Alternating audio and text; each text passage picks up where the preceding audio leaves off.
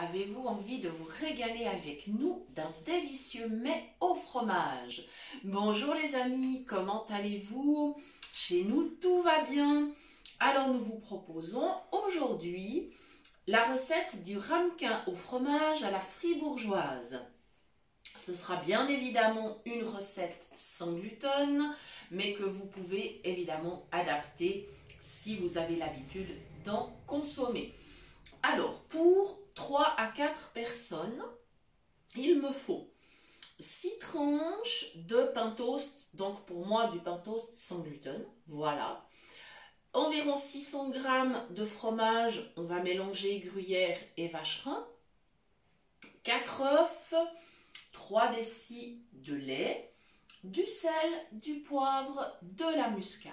Voilà, c'est facile, on n'a pas besoin de beaucoup d'ingrédients. Pour les accessoires, et bien sûr un saladier pour mélanger l'appareil que l'on versera sur les toasts et un plat allant au four. Voilà, première étape.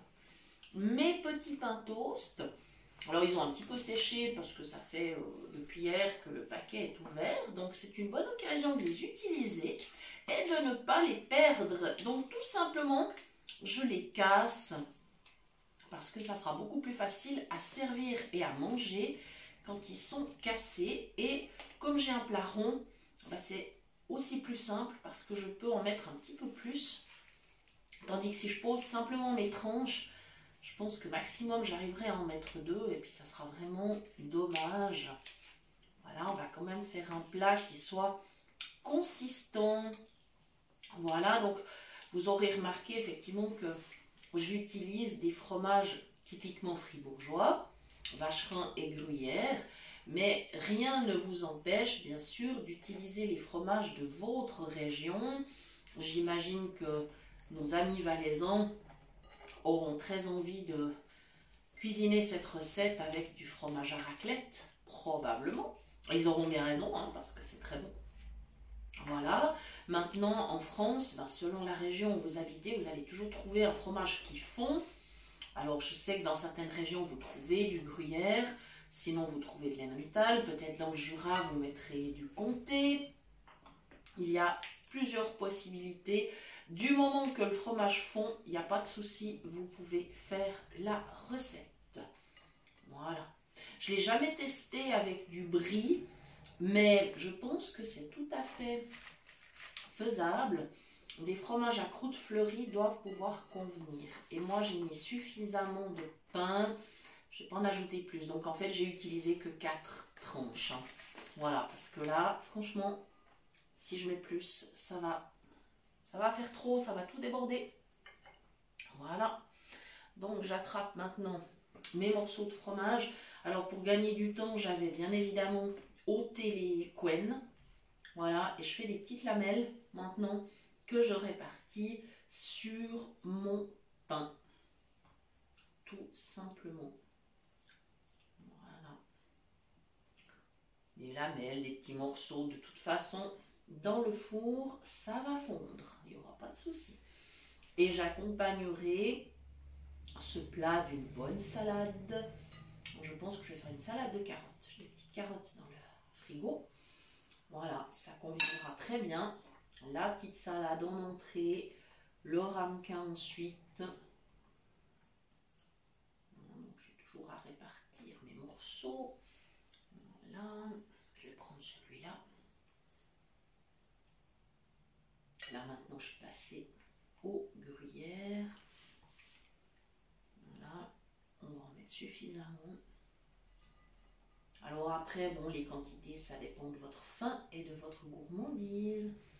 Mais disons que, voilà, entre 4 et 6 toasts, donc sans gluten, ou avec, si vous en consommez, environ 600 g de fromage, donc gruyère et vacherin, 4 œufs, 3 décis de lait, plus l'assaisonnement, sel, poivre, muscade.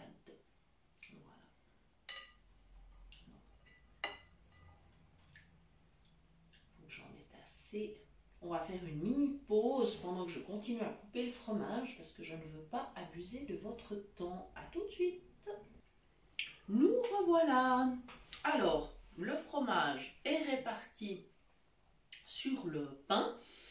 Dans le saladier, j'ai préparé mon appareil pour verser donc sur le pain le fromage avec mes 4 œufs, mes 3 décis de lait et bien sûr l'assaisonnement.